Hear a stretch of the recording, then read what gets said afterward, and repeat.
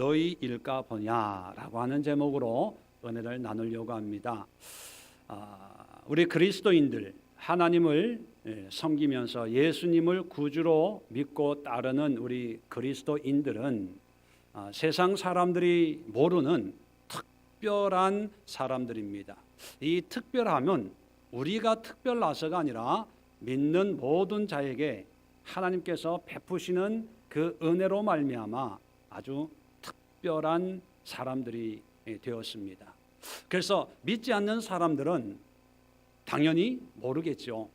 세상 사람들은 우리가 어떤 사람인지, 우리가 어떤 특별함을 가지고 살아가는 하나님의 자녀들인지 모를 수 있습니다. 그런데 우리 그리스도인, 우리 당사자들은 그 특별함을 분명히 알고 믿음으로 확신으로 살아가야 되는데, 안타까운 것은 믿음 없는 사람들은 모르는 게 당연한데도 불구하고 믿는다고 하는 사람들이 모르면서 살아갈 때 참 안타깝습니다. 정말 우리의 신분이 달라지고 우리의 본분이 달라지고 우리가 세상에서는 그냥 평범한 사람처럼 보이지만 하나님 안에서 비범한 사람이 됐는데도 모르고 살아간다는 것이 참 안타깝습니다. 그래서 오늘 본문을 통해서 예수님이 친히 말씀하신 우리의 특별함이 무엇인가 함께 살펴보면서 우리의 신분이나 우리의 삶의 자세나 우리의 믿음을 한번 되돌아보는 그런 시간을 가지려고 합니다.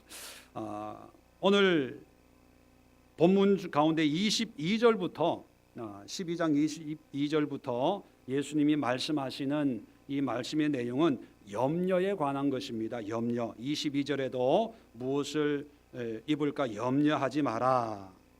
또 25절에도 보면 너희 중에 누가 염려함으로 그 길을 한 자라도 더할 수 있느냐.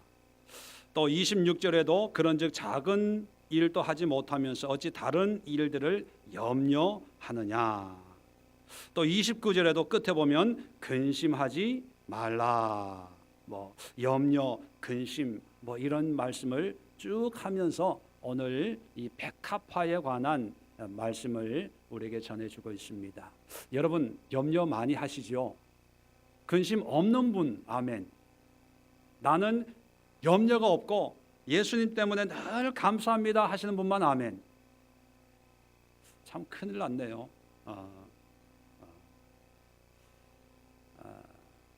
믿지 않는 사람들도 염려, 걱정, 근심, 요즘에 경제적인 정치 여러 가지 염려가 얼마나 많이 있습니까? 또 신앙생활을 하는 사람도 여전히 염려를 한다면 우리는 믿는 자와 안 믿는 자의 구별이 안 되지 않습니까? 그런데 오늘 예수님은 이런 염려할 수밖에 없는 환경과 상황에서 우리 그리스도인들은 어떻게 살아가야 될까? 왜 우리는 특별한 사람일까? 세 가지로 말씀을 합니다. 첫 번째 우리가 특별한 이유가 뭐냐면 우리 성도들 그리스도인들에게는 특별한 가치가 있다는 것입니다. 가치. 이 가치를 설명하면서 오늘 본문에 보면 백합화를 예를 들어서 말씀을 하고 있습니다. 여러분 백합화 하면 가장 떠오르는 이미지가 뭡니까? 백합화하면 순결. 또 그 꽃을 이렇게 상상을 하면 참 이쁘죠. 아름답습니다. 어떤 경우에는 참 고귀한 우아한 그런 꽃이고 조금 이게 고개를 살짝 숙이고 있는 거 보면 정말 온화하면서도 어떤 아름다운 그런 자태가 있는 그런 꽃을 우리는 연상을 합니다. 그런데 사실 원어를 보면요, 백합화라는 어떤 특정한 꽃을 지칭하는 게 아니고 크로논이라는 헬라어를 사용하고 있는데 이 크로논이라는 단어는요 그냥 일반적인 꽃이에요. 일반적인. 그래서 NIV 영어 성경을 보면 어떻게 번역을 했냐면 그냥 flower, 꽃으로 번역을 하고 있어요. 근데 왜 이걸 백합화, 릴리라고 번역을 했는지 그 이유는 모르겠습니다. 그냥 꽃이에요. 꽃. 일반적인 꽃. 그런데 이 꽃이 어떤 꽃이냐? 28절을 보면 병행하는 그런 구절이 29절입니다. 28절입니다. 병행한다는 것은 어떤 의미냐면 27절의 내용을 똑같은 어떤 구조를 가지고 설명을 하고 있습니다. 자, 27절 백합화 이렇게 얘기하고 있는데 28절에는 오늘 있다가 내일 아궁에 던져지는 들풀로 이야기를 하고 있어요. 그러니까 이 들풀이라고 하는 것은 그냥 지천에 깔려 있는 어떤 들꽃을 얘기하는 거죠. 그래서 크로논이라고 하는 그 의미는 들꽃입니다. 들꽃. 이름이 없는 그냥 들판에 쉽게 볼 수 있는 특별함이 없는 그냥 일반적인 들에 피어 있는 이런 꽃들이에요. 그게 크로논입니다. 그런데 왜 이런 것을 백합화 이렇게 번역을 했는지 모르겠습니다. 왜냐하면 그 의미가 굉장히 달라집니다. 자, 백합화를 생각하여 보라. 하나님이 입히지 않냐 이렇게 해석이 되는 순간부터 우리는 무슨 생각을 하냐면 백합화니까 이쁘니까 아름다우니까 하나님은 이런 아름다움을 만드시는 분이구나 라는 생각을 하면서 백합화처럼 나는 아름답지 못한데, 나는 백합화가 아닌데, 나는 할미꽃인데, 호박꽃인데, 무슨 꽃인데, 이러면서 나하고는 상관이 없는 것처럼 느껴질 수가 있거든요. 그런데 예수님이 이 말씀을 하는 의도는 뭐냐면 백합화라고 하는 특정한 이쁜 비싼 꽃을 가지고 얘기하는 게 아니라 들꽃을 가지고 얘기하는 거예요. 그래서 원어적으로 말씀을 드리면 저기 있는 이런 모를 들꽃을 생각하여 보라. 실도 만들지 않고 짜지도 아니하느니라. 내가 너에게 말하노니 솔로몬의 모든 영광으로도 입은 것이 이 들꽃, 이런 모를 이 꽃 하나만큼 훌륭하지 못하였느니라. 무슨 얘기입니까? 솔로몬의 영광으로 입은 그 왕의 화려한 옷이 훌륭하다는 거예요? 들꽃이 훌륭하다는 거예요? 네, 들꽃이 훨씬 훌륭하다는 거예요. 자, 그러면서 28절에 오늘 있다가 내일 아궁에 던져지는 들풀도 하나님이 이렇게 입히시거든 하물며 너희일까 보냐. 이 들꽃도 하나님이 다 입힌다는 거예요. 자, 그렇다면 이 들꽃, 들풀이 상징하는 게 뭡니까? 누구예요? 바로 저희들입니다. 우리 예수 믿는 그런 사람들. 비록 세상에서는 알아주지 않아요. 이금실 집사님이 세상에 나가면, 명동에 나가면 알아주는 사람이 있을까요? 없을까요? 있어요? 있어요. 물건 파는 분. 이 옷 한번 입어봐. 너무 이뻐. 이런 분 알아줘요. 화장품 파시는 분들 한번 발라보세요. 20년은 젊어집니다. 자, 그런데 문제는 뭐냐 하면 들꽃은 그냥 피어 있잖아요. 이름도 없어요. 사람들의 눈길 한번 주질 않아요. 특별하지가 않아요. 그런데 그 꽃이 솔로몬의 영광으로 입은 옷, 솔로몬 하면 가장 성공한 사람, 가장 지혜로운 사람, 가장 부자, 가장 멋있는 사람의 대명사 아닙니까? 그 사람보다 더 멋있다는 거예요. 더 훌륭하대요. 왜요? 왜 그럴까요? 들꽃이 훌륭한 이유는 이름이 있어서가 아니라 그 자태가 아름다워서가 아니라 하나님이 다 돌보시기 때문이에요. 솔로몬은 왕궁에서 신하들이 돌보잖아요. 사람들이 돌보잖아요. 물론 하나님의 은혜로 사는 그런 솔로몬이지만, 근데 들꽃은 사람의 손길이 머물지 않고 눈길도 머물지 않지만 하나님이 다 돌보신다라고 말씀하고 있습니다. 그런데 그것이 더 아름답대요.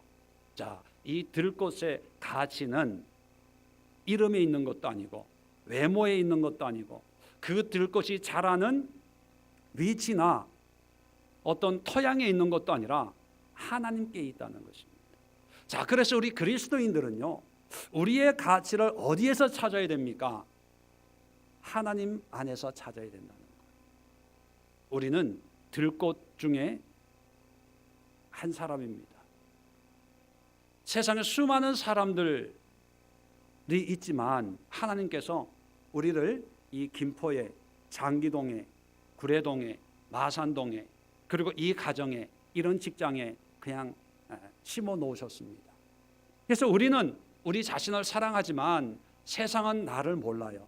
나의 존재감이라고 하는 것은 그렇게 높지가 않습니다. 우리가 유명한 사람도 아니고 그렇게 부자도 아니고 그렇게 영향력 있는 사람도 아니고 여론을 선도해 나가는 어떤 그런 위치에 있는 사람들도 아니거든요.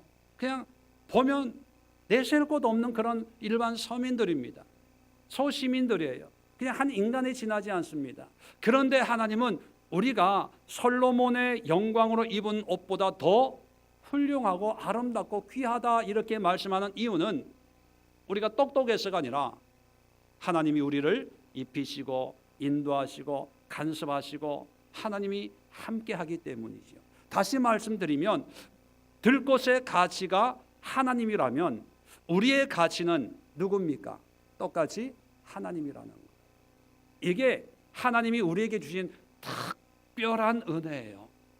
만약에 하나님이 우리의 가치를 세상의 명예에 두고 있다면 아마 우리는 실패한 사람이 될 수가 있어요. 왜요? 명예가 없으니까. 하나님이 우리에게 어떤 경제적인 거에 가치를 두고 있다면 연봉이 많지 못한 우리는 또 큰 회사를 경영하지 못하는 우리는 아마 하나님을 기쁘게 할 수 없는 그런 처지에 내몰릴 수밖에 없습니다. 그런데 하나님은요, 모든 성도들의 가치를 그의 외모, 그의 명예, 물질, 사회적인 지지도에 둔 것이 아니라 하나님에게 두었습니다. 그래서 들 것도 하나님이 먹이시고 입히실 때 세상에 가장 훌륭하고 성공이라고 하는 솔로몬보다 더 아름다워지는 거예요. 그렇다면 우리가 아름답게 살기 위해서는 비싼 화장품을 얼굴에 발라야 되겠습니까? 비싼 옷을 걸치면 가장 멋있는 사람이 될 수 있을까요? 아니에요. 세상은 그렇게 이야기를 하고 TV를 켜놓으면 선전하는 거 보면 다 그래야 이뻐지고 저 냉장고가 있어야 행복하고 저런 집에 살아야 성공이라고 그러고 저런 차를 운전해야 참 멋있다고 그렇게 얘기하지만 하나님은 절대로 그렇게 얘기하지 않고 내가 너의 가치다 그렇게 말씀합니다. 우리는 특별한 사람입니다. 무엇에 특별하냐 하면 하나님을 우리의 가치로 여기는 그런 사람들이 되었다는 거예요. 성경에 나오는 많은 사람들이 자기의 능력이나 자기의 지혜나 자기의 어떤 세상적인 실력으로 영광을 받고 존경을 받는 것이 아니고 그 모든 사람들의 공통점이 뭐냐면 하나님을 자기의 삶의 가치로 여겼다는 것입니다. 한 대표적인 예를 한 사람을 들려고 합니다. 창세기 39장을 열어보시면 요셉이라고 하는 사람이 나옵니다. 여러분, 요셉에 대해서는 제가 설명을 안 드려도 너무나 잘 알고 있는 사람이에요. 야곱의 막둥이로 태어난 이 요셉은 아버지의 사랑을 많이 받았습니다. 그러다 보니까 형들로부터 시기, 질투를 받고 이제 노예상에게 팔리는 그런 운명에 처하게 됩니다. 세상적으로 보면 나락에 떨어진 거예요. 불행의 시작이에요. 자, 39장 창세기 39장 1절을 보면 이제 이스마엘 사람의 손에서 보디발이라고 하는 사람이 요셉을 노예로 삽니다. 자, 노예가 된 거예요. 하루아침에 노예가 된 거예요. 비참하지요. 실패한 인생입니다. 자, 그런데 2절을 보십시오. 여호와께서 요셉과 함께 하심으로 그가 형통한 자가 되어 그의 주인 애굽 사람의 집에 있으니 그의 주인이 여호와께서 그와 함께 하심을 보며 또 여호와께서 그의 범사에 형통하게 하심을 보았더라. 자, 신부는 사랑받는 아들에서 한순간에 노예가 된 거예요. 환경은 아버지 품에서 하루아침에 애굽에 종살이 하는 거예요. 망한 거죠. 그런데 이런 망한 요셉을 망했다 이렇게 얘기하지를 않습니다. 왜요? 하나님이 요셉과 함께 하기 때문에. 자, 23절을 보면 이런 말씀이 있습니다. 간수장은 그의 손에 맡긴 것을 무엇이든지 살펴보지 아니하였으니, 자, 이 얘기는 뭐냐면 보디발의 노예로 있다가 억울한 누명을 씁니다. 아마 최초의 미투 운동이 아니었을까. 보디발 아내가 있지도 않은 일을 가지고 이 요셉을 누명을 씌워서 감옥에 들어가게 합니다. 자, 생각해 보세요. 노예가 된 것도 억울한데 이제 감옥에 간 거예요. 당시에 감옥에 갔다는 것은 뭐냐면 바로의 친위 대장, 경호실장의 아내를 거팔하려고 했다는 누명을 썼거든요. 이건 죄 중에 가장 무서운 죄를 진 사람이기 때문에 생명을 담보할 수가 없는 상태입니다. 여러분, 그런데 감옥에 가 있어도요, 하나님, 그 다음 보십시오. 23절에 여호와께서 요셉과 함께 하심이라, 여호와께서 그를 범사에 형통하게 하셨더라. 자, 환경을 보면 지하 막장까지 떨어졌는데도 요셉의 가치는 환경이 아니고 상황이 아니고 여건이 아니고 어디에서 요셉의 존재의 의미를 발견할 수 있냐면 하나님이 함께 하시더라. 여러분, 들꽃 같은 인생이 되어서 사람들이 몰라주는 저기 그냥 외딴 곳에 떨어져도 하나님이 함께 하시고 하나님이 형통케 하신다면 그 인생의 가장 값진 인생이 될 수 있다는 거예요. 누가 요셉이 이런 상황에서 한 나라의 총리가 될 줄 누가 알았겠습니까? 요셉 자신도 몰랐을 거예요. 그런데 하나님이 함께 하셨기 때문에 하나님으로 말미암아 이 모든 상황을 극복하고 총리가 될 수 있었다는 것입니다. 지금까지는 나락으로 떨어지는 상황이었다면 이제 요셉이 총리가 되었을 때는 어떠했을까? 45장 8절을 한번 열어보겠습니다. 창세기 45장 8절. 이제 총리가 된 다음에 이제 헤어졌던 형제들 다시 만나는 장면입니다.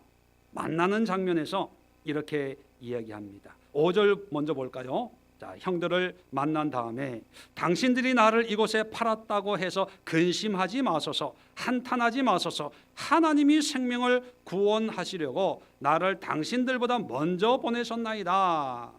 자, 7절도 보십시오. 하나님이 이 큰 구원으로 당신들의 생명을 보존하고 당신들의 후손을 세상에 두시려고 나를 당신들보다 먼저 보내셨나니. 8절입니다. 그런즉 나를 이리로 보낸 이는 당신들이 아니요 하나님이시라. 하나님이 나를 바로에게 아버지로 삼으시고 그 온 집의 주로 삼으시며 애굽의 온 땅의 통치자로 삼으셨나이다. 자, 성공한 다음에도 요셉의 존재의 의미, 가치를 내가 잘나서, 내가 지혜로워서, 내가 꿈을 해석해서 나의 능력으로 그렇게 자기를 드러내는 것이 아니라 뭡니까? 하나님이 나를 먼저 보낸 거예요. 비록 형들이 팔았어요. 그러나 그 판 것까지도 하나님이 그런 상황을 이용하셔서 우리 가족을 살리기 위해서 이곳으로 보냈습니다. 여러분, 그리스도인의 가치는 하나님입니다. 이 하나님만 붙들고 있으면 들꽃 같은 그런 인생을 살아도 솔로몬의 영광보다 더 영광스러운 거예요. 그런데 안타까운 것은요, 이런 하나님의 뜻을 알지 못하고 들꽃 같은 삶, 들풀 같은 삶은 실패한 인생, 반대로 솔로몬 같은 인생은 성공한 인생, 나도 명예를 위해서, 나도 부를 위해서, 나로 인기를 위해서 한 번밖에 없는 이 인생, 솔로몬처럼 한번 세상에 떵떵거리고 살아봐야지, 그렇게 생각을 해요. 물론 하나님이 주신 은혜와 사명이 솔로몬 같은 그런 역할을 감당하도록 허락하신 분들은 당연히 그렇게 해야 되겠죠. 그러나 그것만이 하나님의 영광을 드러내는 것이 아니라는 것입니다. 오히려 이런 모를 들꽃, 들풀 같은 삶을 통해서도 솔로몬의 영광보다 더 아름다움을 맛볼 수 있는 삶이 얼마나 많은데 그걸 알지 못하고 세상이 나를 몰라준다고 낙심을 해요. 종종 TV 보면 유명한 사람들이 뭐 극단적인 선택을 하는 걸 보면 인기가 떨어지고 세상에서 잊혀지는 것이 두려워가지고 뭐 이런저런 일들을 벌이는 것을 보게 됩니다. 여러분, 우리 그리스도인들은, 적어도 우리 예수 믿는 사람들은 하나님의 뜻이 어디에 있는가를 분명히 깨닫고 살아가야 돼요. 세상이 몰라줍니까? 명예가 없어요? 물질이 없어요? 어떤 무슨 일을 할 수 있는 영향력이 없다고 낙심하지 마십시오. 오히려 세상이 몰라줘도요, 우리는 하나님의 영광을 마음껏 드러낼 수 있는, 가난해도요, 병든 이 육신을 가지고 있어도 하나님의 영광을, 하나님의 아름다움을 마음껏 맛볼 수 있는 그런 특별한 은혜를 누린 사람들입니다. 그러니까 물질이 없다고 세상이 조롱하고 비웃어도요, 거기에 일비일희 할 필요가 없어요. 왜요? 세상이 모르는 나만의 가치가 있거든요. 나는 하나님과 함께 사는 하나님의 자녀다.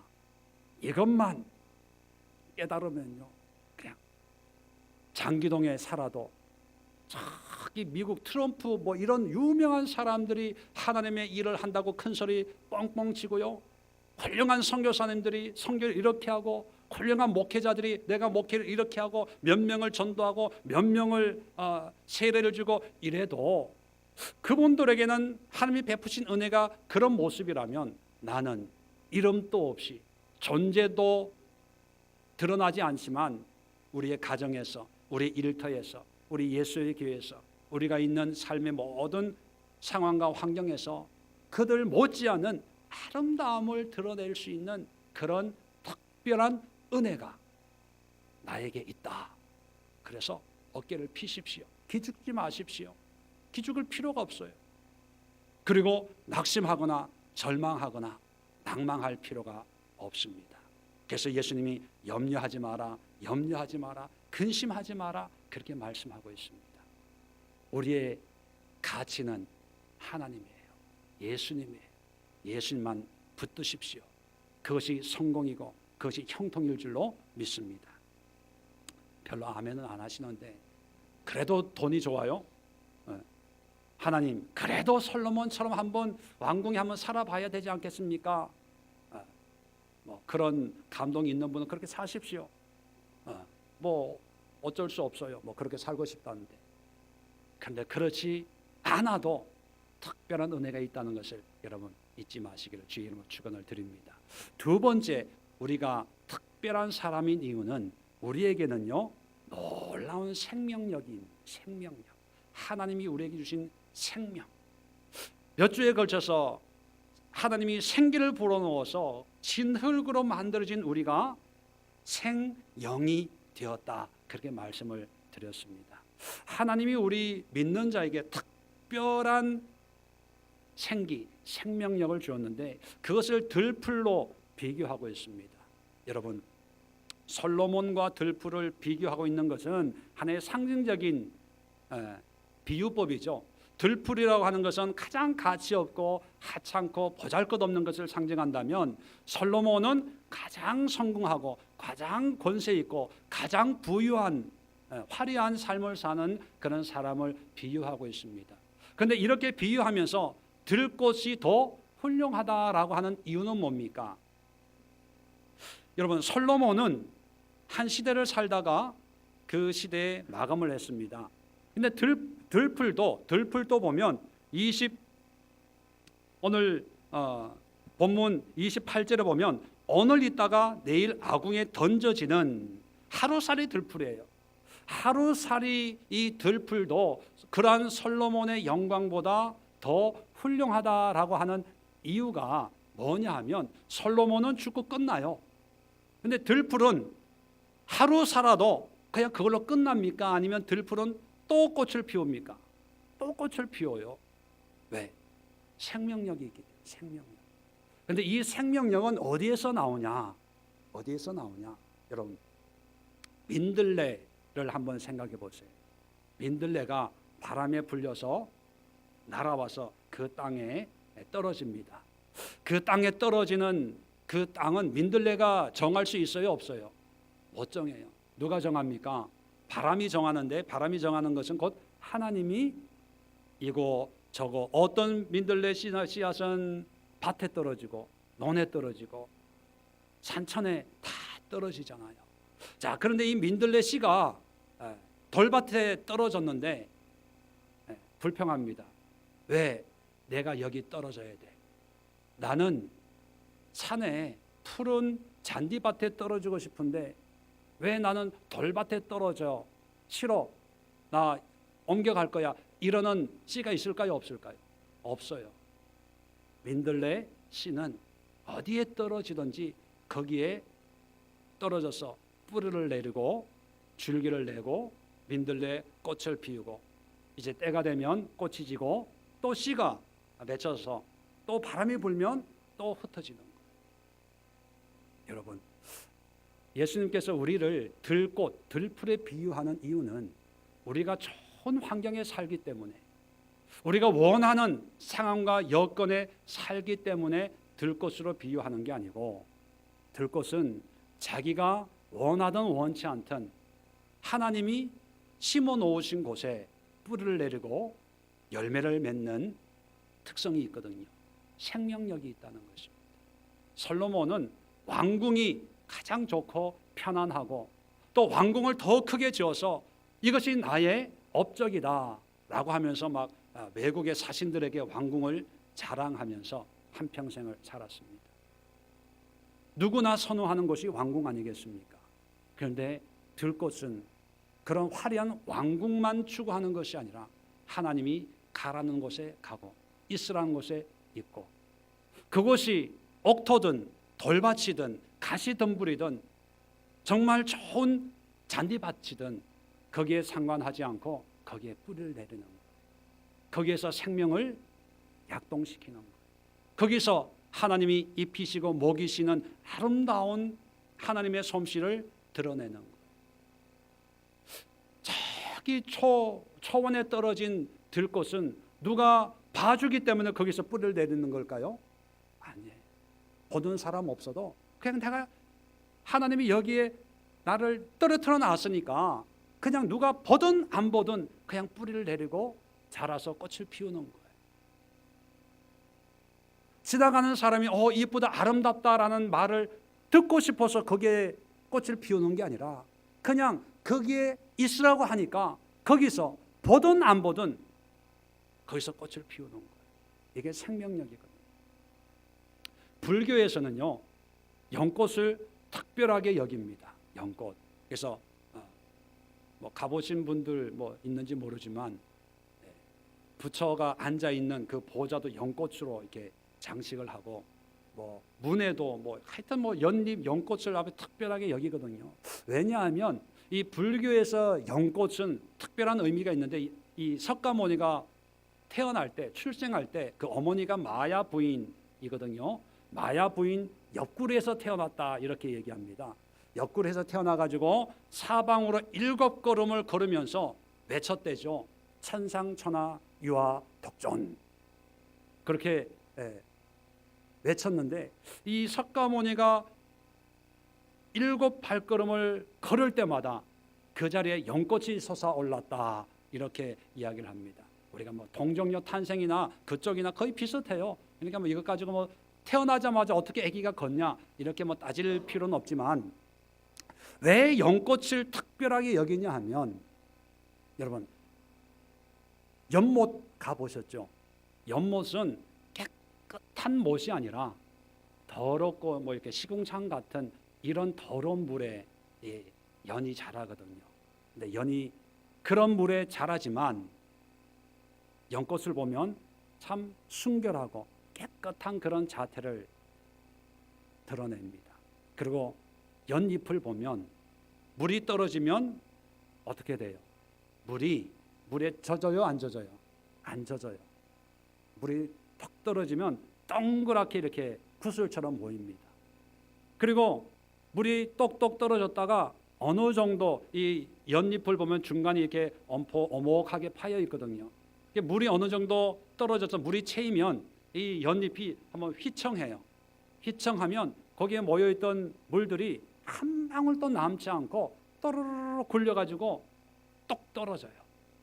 그리고 또 물이 똑똑 떨어지면 물이 어느 정도 차 있다가 또 물의 무게에 의해서 연잎이 휘청하면 또 물을 쏟아버리고, 이런 연잎의 특성을 이제 설명을 하는 거죠. 뭐냐면 이 세상은 고해의 바다, 고통과 아픔이 있지만 거기에 물들지 않고 자기 분수를 알고, 물은 떨어지지만 물에 젖지 않고, 또 물이 많이 떨어지기를 기다리지 않고 내 분수껏 물이 떨어지면 때가 되면 이제 쏟아버리는 거예요. 그래서 이걸 무위자연 그렇게 얘기합니다. 무위, 내가 아무것도 하지 않고 그냥 자연스럽게 살아가는 그런 삶을 설명을 하는데, 이 연을 통해서 말씀을 하는 거죠. 이 연꽃도 예수님이 말씀하시는 들꽃의 하나예요. 예수님도 들꽃을 우리에게 보여주시면서 하시는 말씀이 뭐냐면, 들꽃 같은 생명력이 우리에게 있다는 거예요. 나는 세상이 너무 힘들어서 나 온실에서 자라야 돼. 나는 화분에서 자라야 돼. 나는 사람들의 사랑을 많이 받아야 되니까 눈에 가장 잘 띄는 곳에 자라야 돼. 나는 여기가 지긋지긋해. 사람들이 선호하는 그런 곳으로 가야 돼. 내가 있을 곳은 여기가 아니야. 싫어, 원망, 불평. 그리고 내가 가고 싶은 어떤 환경과 상황을 추구하면서 꿈을 꾸는 그런 삶이 하나님이 우리에게 주신 삶이 아니라, 민들레 홀씨처럼 잔디밭에 떨어져서 사람들의 관심과 또 칭찬을 받게 될지라도 먼저는 내가 떨어진 곳에 뿔을 내리고 싹을 틔우고, 그래서 꽃을 피우고 열매를 맺으면 그 열매가 바람이 불면 이제 그 다음에 또 잔디밭에 떨어질 수도 있고 내가 원하는 곳에 또 떨어져서 또 생명을 이어갈 수가 있기 때문에, 중요한 것은 뭐냐? 있는 곳에서 꽃을 피우라는 거예요. 꽃을 피우라. 지금 있는 곳에서 만족함이 없고 여기서 하나님의 뜻을 이루고 하나님이 원하시는 아름다운 솔로몬의 옷보다 더 아름다운 믿음과 신앙의 꽃을 피우지 못한다면 정작 내가 원하는 곳에 떨어졌어도 거기에도 여전히 만족이 없다는 거예요. 제가 큰 교회에서 사역을 할 때 이제 전도사님들이나 이런 분들이 있잖아요. 그분들이 목사님 뭐 이래서 불편하고 저래서 불편하고 그런 얘기를 해요. 뭐 같은 부사역자니까 편안하게. 그러면 제가 그러죠. 불편하고 마음에 안 들어도 여기서 최선을 다해봐라. 여기서 최선을 다하면 그 다음에 다른 교회로 가면 거기서도 최선을 다하게 되는데, 반대로 여기서 최선을 다하지 않고 이런 교회가 됐으면 이런 대우를 받으면 그때는 열심히 할 텐데, 그런 마음을 가지고 있다가 또 다른 교회 가면 거기서도 안 된다. 제가 미국에서 이민 사역을 할 때 청년들에게 유학 오고 뭐 이런 청년들에게 그런 얘기를 한 적이 있습니다. 뭐 들으신 분은 알겠지만 청년들에게 이제 아르바이트를 하지 않습니까? 가게 아르바이트를 하면 제가 그런 얘기를 합니다. 아르바이트를 한다고 해도 아르바이트다 생각하지 말고 내 직장이다 생각하고 문 열기 전에 10분 전에 먼저 가서 문 앞에서 기다려라. 한 달, 두 달을 하면 사장이 가게 열쇠를 맡길 거다. 가게 열쇠를 맡으면 문 여는 시간보다 30분 일찍 문을 열어서 청소해라. 그러면 몇 달을 하다 보면 주인이 계산대를 맡길 거다. 계산대를 맡으면 그 10원 물론 미국은 페니죠. 제일 작은 단위가 페니거든요. 페니까지 계산해가지고 하루를 마감을 해라. 그걸 잘하면 그 다음에 딸을 맡길 거다. 정말 그래요. 지금 여기서 못하고 불평불만하면 다른 데로 옮기면 또 불평불만이 되는 거예요. 이제 들꽃은요, 그냥 불평불만 안 하는 거예요. 거기에 그냥 뿌리를 내리는 거예요. 이번에 태풍이 왔지 않습니까? 태풍의 한가운데 제가 있었다는 거 아닙니까?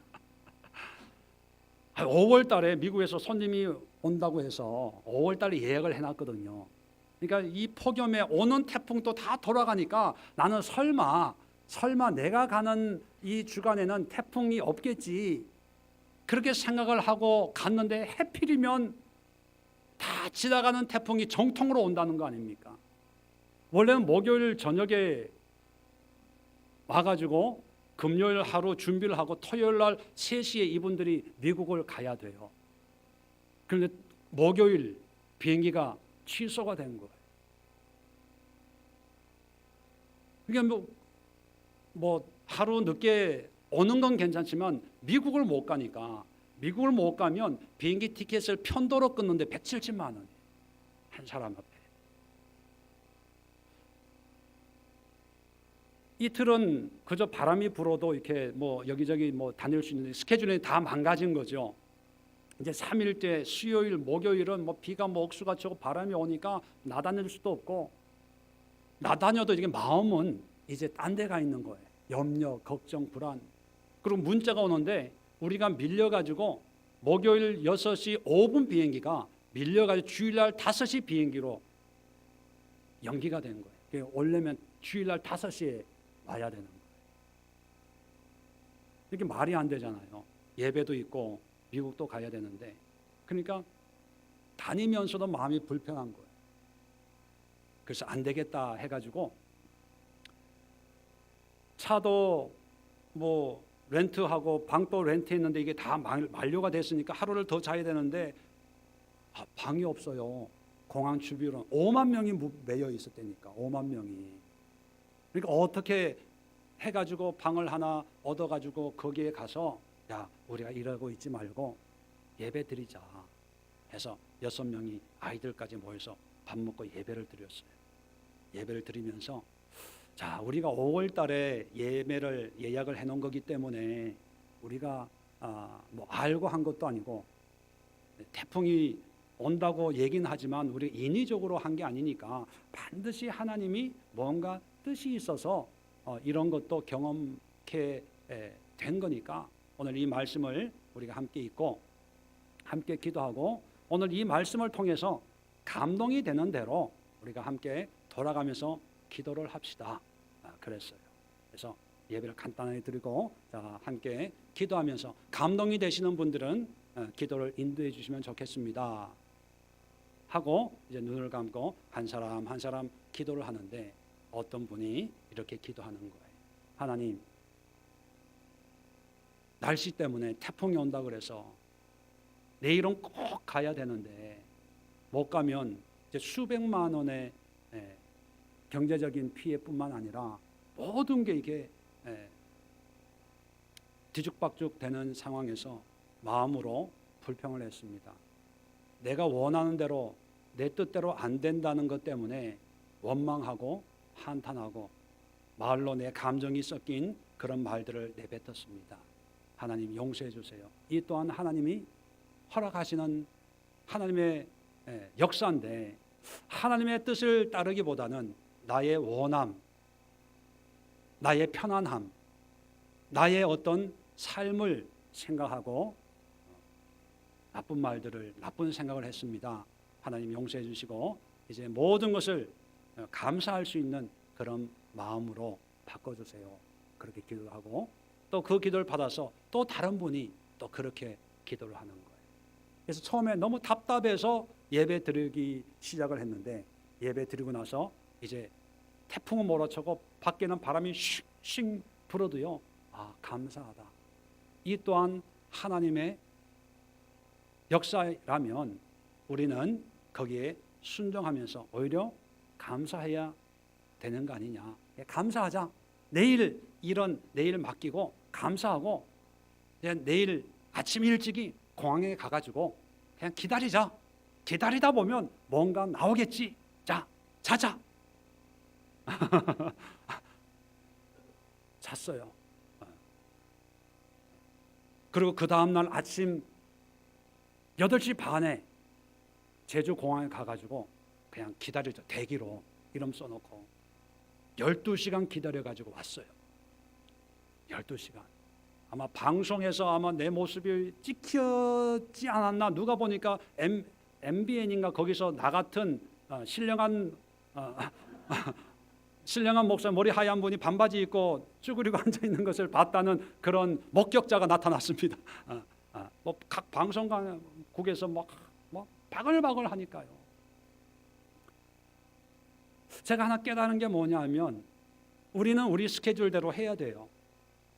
우리는 우리가 정한 대로 해야 돼요. 우리는 우리가 그리고 싶은 그런 그림으로 일이 돼야 우리는 은혜다, 축복이다 라고 생각을 합니다. 그런데 하나님은요, 물론 그렇게도 인도하지만 우리가 원치 않는 대로 우리를 인도할 때가 있다는 거예요. 어떤 면에서는 외면하고 싶은 그런 상황으로 우리를 걸음걸음 인도할 때 우리는 무슨 생각을 합니까? 망했다, 죽었다, 끝장이다, 어떻게 염려, 걱정, 근심을 하는 거. 그런데 적어도 들꽃은 그런 염려를 안 해요. 그냥 떨어지는데 그곳에서 하나님의 뜻이 여기인가 보다. 그곳에서 꽃을 피우는 거예요. 5만 명이 모여있는 제주 공항에서도 12시간 아니 24시간 기다리는 그 기다림 속에서도 우리는 예수 믿는 사람이니까 하나님의 백성이니까 그곳에서 하나님의 믿음의 꽃을 피워야 되지 않겠습니까? 그것이 우리가 세상 사람들과 다른 차이점이라는 거예요. 어떤 분들은요 막 화가 나가지고 그 접수하는 그 직원들한테 막 화를 내는 분들도 있어요. 그분들이 뭘 할 수가 있겠습니까? 아무것도 할 수 없는 그런 직원들이에요. 거기서 아유 수고하십니다. 이 주말인데 주말도 반납하고 힘들겠어요. 제가 그 얘기는 했어요. 내가 목사인데 오늘 꼭 가야 돼. 이분들이 미국에서 오신 분들인데 비행기 연결 때문에 꼭 가야 돼. 내가 몇 번이 좀 알아봐 줄래요? 뭐 이랬어요. 그런 걸 겪으면서 비행기 타고 오면서 참 피난 나온 그런 기분이 들더라고요. 그러면서 우리가 참 예배를 잘 드렸구나. 예배가 능력이구나. 맞아. 하나님이 우리를 그냥 우연하게 태풍을 만나게 한 게 아니라 하나님께서 나 같은 사람, 어리석은 사람 깨닫게 하려고 태풍도 빨리 안 가고 제주도에서 느릿느릿하게 그렇게 하셨나 보다. 그래, 바로 이게 믿음이야. 화려하고 인정받고 사람들이 환호하는 곳에 그곳에서 뭔가 멋있는 그런 목회를 이렇게 하나님의 은혜로 했습니다. 이것도 하나님의 영광이 될 수 있지만 하나님이 더 영광을 받고 있는 것은 뭐냐면 내가 있는 곳에서 그곳이 내 마음에 안 들더라도 나를 불편하게 하고 힘들게 하는 곳일지라도 그곳에서 믿음의 꽃을 피우고 믿음의 열매를 맺자. 하나님이 우리에게 이런 생명력을 주셨구나. 여러분에게도 이런 생명이 있는 줄로 믿습니다. 마지막으로 우리 성도들에게는요 하물며의 은혜가 있어요. 하물며. 오늘 성경 끝에 보면 하물며 너희일까 보냐 믿음이 작은 자들아. 이 하물며라고 하는 이 말은요 헬라어로 포소스라는 단어예요. 이 포소스는 단어는 당연하지 않겠냐, 더 많이 베풀지 않겠냐, 이런 의미를 가지고 있습니다. 누가복음 11장 13절에 보면 너희가 악할지라도 좋은 것을 자식에게 줄 줄 알거든 하물며 너희 하늘 아버지께서 구하는 자에게 성령을 주시지 않겠느냐. 하물며 포소스거든요. 이 말은 뭐냐면 당연하게 주지 않겠냐? 당연하게. 이건 말하면 잔소리야. 두 말하면 잔소리야. 이렇게만 하면 달라고 안 해도 당연히 하나님이 주시는 거야. 이런 의미를 가지고 있습니다. 자, 12장 24절 까마귀를 얘기하면서도 골방도 없고 창고도 없으되 하나님이 기르시나니 너희는 새들보다 얼마나 더 귀하냐. 얼마 포소스거든요. 엄청 귀하다는 거예요. 물어보면 잔소리. 너희가 당연히 까마귀보다 더 귀하다 그 얘기거든요. 이건 당연한 거예요. 말하면 입이 아픈 거예요. 자, 오늘 본문에도 보면 하물며 너희일까 보냐. 들꽃도 들풀도 이렇게 먹이고 입혀서 솔로몬의 영광보다 더 아름답게 훌륭하게 만드는데 하물며 이 집사님이겠냐, 하물며 김 집사겠냐, 하물며 박 권사겠냐. 그 얘기는 뭐냐면 당연하게 내가 먹이고 입혀서 솔로몬의 영광보다 더 영광스럽게 내가 하겠다.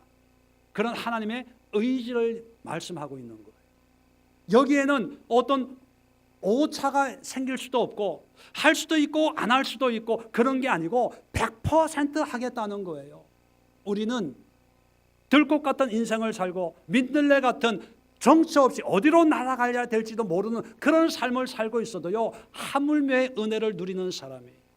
우리가 우리의 삶 속에서 우리의 가치를 우리 자신이 아니라 우리가 가지고 있는 어떤 환경적인 것이 아니라 오직 예수 그리스도를 내 삶의 가치로 여기고, 그리고 그 예수 그리스도가 나에게 세상의 어떤 곳에서도 뿌리 내리고 하나님의 영광을 드러낼 수 있는 강인한 생명력을 나에게 주었다는 것을 깨닫고 그렇게 살면 당연하게 어김없이 반드시 하나님이 영광을 받으시도록 그렇게 인도한다는 거예요. 우리가 바라는 솔로몬, 그 누구도 와 할 수 있는 그 솔로몬의 영광보다도 더 아름답게 하나님이 만들어 가신다는 거예요. 그러니까 여러분, 뭔가 더 하나님 앞에 영광을 돌리고 더 많은 일을 하고 더 많은 봉사를 하고 하려고 하는 이런 세상적인 기준의 그런 노력과 수고를 굳이 안 해도 돼요. 하나님이 기대하시는 우리의 모습은 뭡니까? 들꽃 같은 삶을, 들풀 같은 삶을 하나님의 은혜로 하나님과 함께하면서 하나님의 생명력으로 살아가는 것이 바로 하나님이 기대하시는 우리의 신앙의 모습입니다. 많은 사람들이 멋있는 사역으로 간증을 합니다. 많은 사람들이 어떤 하나님의 특별한 은혜를 가지고 하나님께 영광을 돌립니다. 이렇게 얘기합니다. 어떤 분들은 선교사로, 어떤 분들은 전도를 하는데 그 전도도 뭐 100명, 200명, 500명씩 전도를 하면서 하나님의 은혜입니다. 이렇게 얘기를 합니다. 예, 그것도 하나님의 영광을 드러내는 삶이 될 수가 있어요. 그런데 그것만이 아니라 바로 여러분들이 있는 그 가정에서, 그 학교에서, 그 일터에서, 그런 환경과 상황에서 어떤 분들은 질병의 몸을 가지고 살아가는 분들도 있어요. 어떤 분은 가난에 굴레를 지고 가는 사람들도 있어요. 어떤 분은 문제 가운데, 한가운데 태풍의 눈 같은 상황 속에 살고 있는 분도 있어요. 예, 환경은 어렵고 힘듭니다. 그러나 그 속에 하나님과 함께하고 하나님이 주신 생명력으로 그 속에서 믿음의 꽃을 피워서 믿음의 향기를 바라고 믿음의 열매를 맺고, 그리고 또 하나님이 옮기시는데 그곳이 어떤 곳인지 상관하지 않고 하나님이 허락하신 곳이라면 내가 이곳에서 또 예수 그리스도의 꽃을 피워드리겠습니다 라고 하면서 세상은 알아주지 않아요. 세상은 우리의 존재를 인정하지 않아요. 그 누구도 잘했다 칭찬하는 사람 없어도요, 하나님은 우리를 먹이시고 입히시고 그 모습이 솔로몬의 영광보다 내가 이집사 네가 너의 모습이 더 아름답다 라고 하는 분이 누구라고요? 하나님이. 이런 하나님을 믿고 우리가 사는 사람들인데 왜 이런 하나님을 알지 못하고 세상과 경쟁을 합니다. 세상이 돈으로 경쟁하면 우리 교인들도 돈으로, 세상이 건물로 경쟁을 하면 우리 교회도 건물로, 세상의 어떤 유명 인사로 경쟁을 하면 우리 교회도 뭐 판사가 몇 명이고 의사가 몇 명이고 세상에 어떤 프로그램으로 경쟁을 할 때 교회도 어떤 프로그램을 만들어 가지고 왜 이렇게 됐는지 몰라요. 우리는 들풀이어도 행복합니다.